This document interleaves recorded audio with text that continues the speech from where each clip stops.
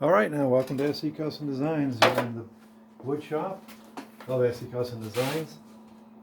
And if it's your first time to watch my videos, thanks for hopping on board. You're going to learn a lot about woodworking and about tools. There's always, I figure, 5 to 10 different ways or more to make a thing and which tools to use, that type of thing. But you want to be most efficient when you're in your wood shop. And pick the best, procedures and so on and so forth. So this is the series of how to make a bandsaw box every step of the way. And what you see here is covered in video number 1, and that's basically taking 4x4s and making them all the same shape and thickness. So that you can join them together. It's very important to join. I have a 6-inch jet here on my right, and over here I have the planer, and that's really what I chose to plane down all the wood. I'm going to take you off the mount in a minute, and I'll show you how many chips came from that. So what we have here laid out for you are each individual bandsaw box, all ready cut up again, as I said, and now I need to join them. And it's a good idea when you're going through a project and you're measuring. You know the saying, measure twice, cut once. I measure 15 times and cut once, especially if it's expensive wood. At any rate, my wife, my lovely one, knitted me something many years ago. As a reminder of that. So what I always do is measure bigger, because I can always chop it down smaller. I'm not a miracle worker where I can add wood.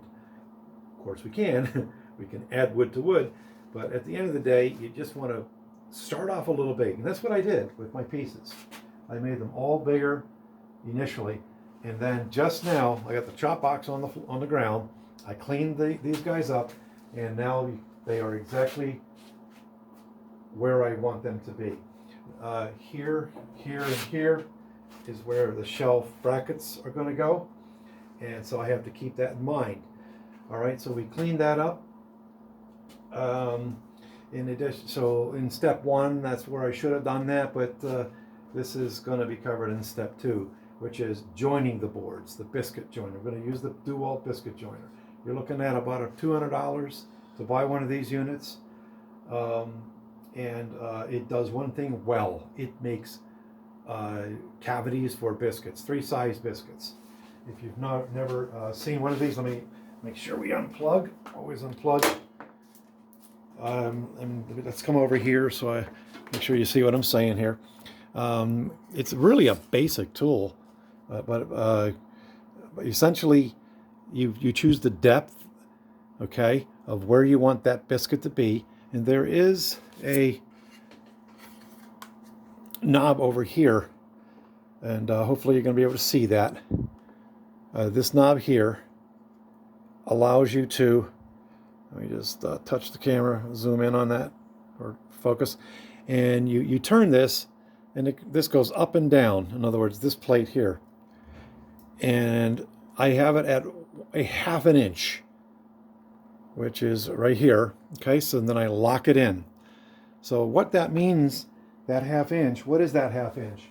That 1/2 inch is going to be where the center of the biscuit cavity will be. Okay, so that's the center of this cavity is that 1/2 inch. So just know that.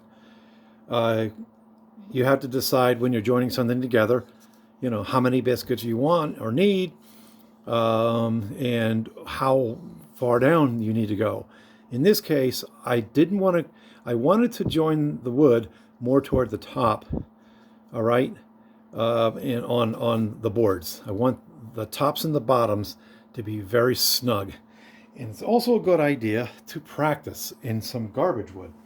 Now this is pretty amazing. I basically found these, by the way, this is what the 4x4s looked like before I started. look all nasty, and the grooves and all that. Look at that sapwood. So you want to practice, not on the actual project, although it's no real big deal with this type of thing. But there you go. I did it, and look how compromised this piece is that I chose. But watch how strong it's going to become once I put it together. Look at that, my friends.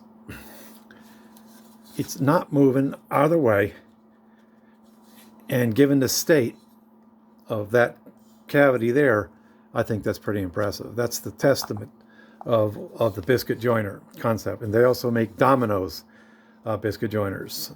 So, I mean, I cannot turn that right or left. This is pretty much, imagine when that's all glued up.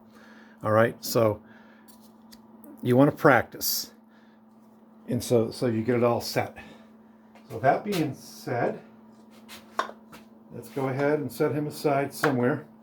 We're going to go ahead and demo for you, just on one set, how you're going to achieve doing that. And if, you know, if it's meant to start off with saying, this is the bandsaw box. Bandsaw boxes can be as plain as this, all right, as plain as this, or really, really fancy. I've made some pretty fancy bandsaw boxes. So in this case, you know, these guys here are going to serve a purpose for my wife's sewing room to put all her stuff inside. And she's getting an upgrade because look at, she has quite a few more inches to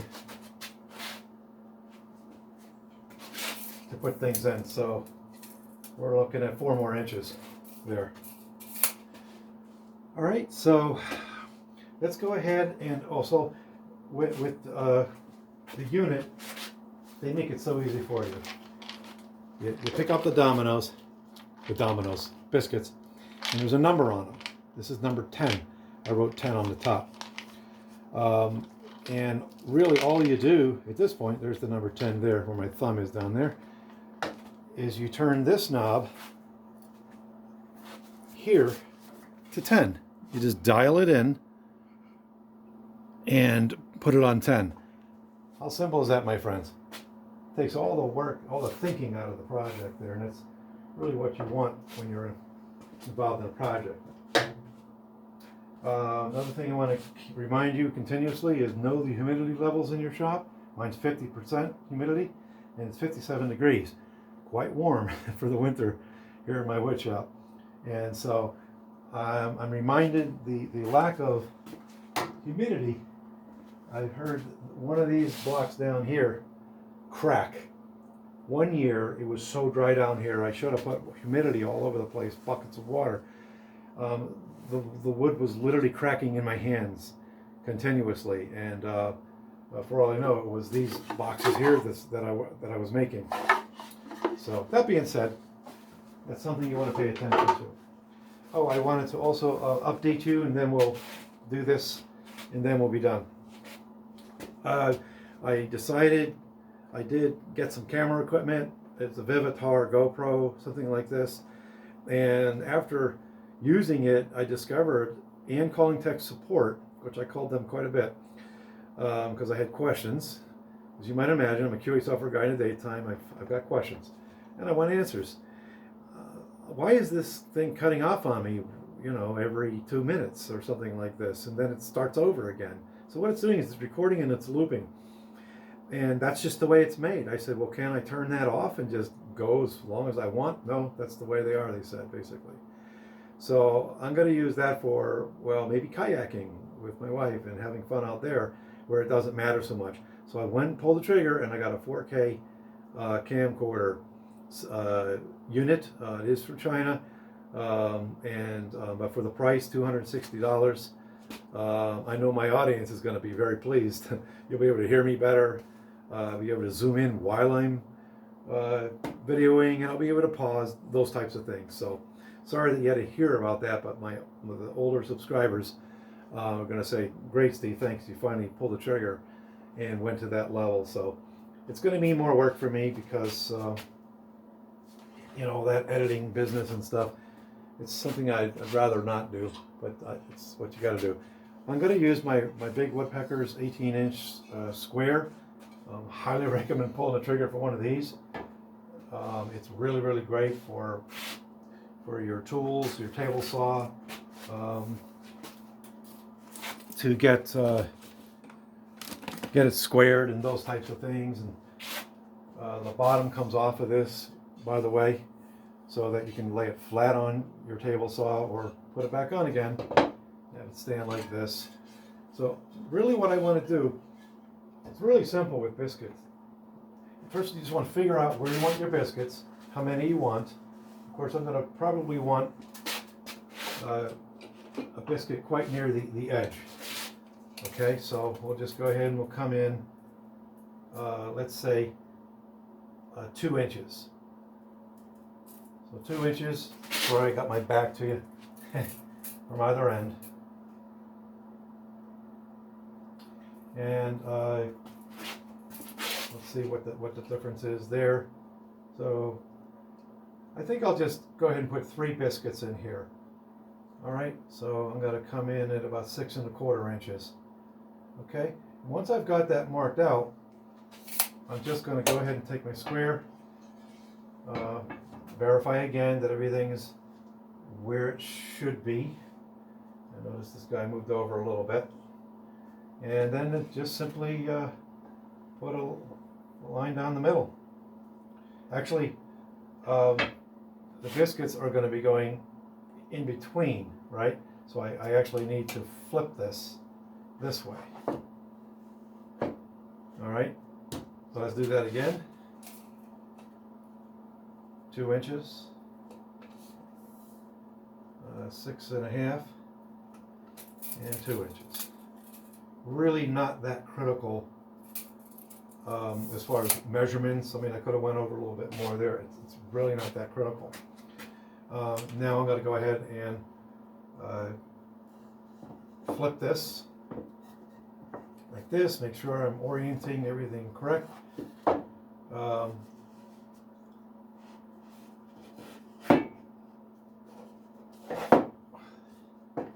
this. And just draw a line across so that I have a reference point for those biscuits. Okay, let's go ahead and do that. Again, this is a very generous square. Realize I'm going to have to move this out of the way. Because it is quite big, quite large. A little bit overkill, isn't it? I can't tell you though how many times that I wanted to have a square this big. It's going to come all the ways across. I got to move them over this way.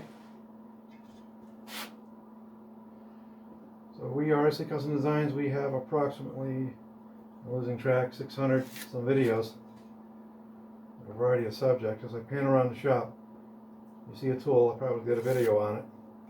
We just finished up our series on making the super awesome coffee table out of solid oak that holds a glass plate, which weighs 68 pounds. Okay, so you want to do this type of thing, take your time, and then you realize, oh geez, I need that line to be here now on this side. Just go ahead and work all that out. I think I'll use a smaller square now because, well, I can. It's also a really nice square, by the way. It has this little peg that comes out, and what that allows you to do is basically it becomes your third hand, so to speak. Because look, I just let it go. When I saw that, I couldn't pass it up. I had to buy it. I just had a comment from a subscriber that said, I think you just like to buy things. I do. Especially when it's going to make my life easier. I keep moving the square. And here's the thing about the biscuits. There's flexibility built into the biscuits. When you put them in, there's some wiggle room to go a little bit to the right, a little bit to the left. It's not like it has to go exactly into that area. Okay, so let's go ahead and fit this back. Make sure that we have our lines on both sides. Like this. All right, so we have 1, 2, 3. 1, 2, 3. I only have 2 here. So let's turn it this way. It's the type of thing that happens when you're doing things live. At least for me. I'd rather do things live, my videos live, in the real world. If you think about it, you know, how many times do we make our mistakes, but we fix them, you know. And especially doing tool reviews, to see my reaction when I'm using a tool for the very first time. I think it's really cool to experience that with the user. All right, so we're looking good. And now it looks like I can start making the cavities in there. So that's exactly what we're going to do. All right, so I'll flip this around like this. Now, the beauty of the biscuit joiner is you don't have to worry about the orientation necessarily of your wood, you know, like you do in some cases, because, well, I'm going to put the tool has a centering notch, which you can go ahead and I'm seeing the line right there. Just tilt it up like this, and bam. I used to draw the lines on here as well so I could see it quickly, but I mean, it's really not that big of a deal to go like this. All right, so always I recommend doing a dry run. How are you going to do a thing? All right, and I'll just flip it over and do the same thing. All right, so let's go ahead and do it. Ear protection is really important. I realize that I have to go pick up my wife at an appointment. I'm looking at the clock there, so she's waiting for me now. So I'm going to go ahead and pause this, and I'm going to have to join this video to the second part of part 2. Sorry about that, guys, but that's the way it happens sometimes.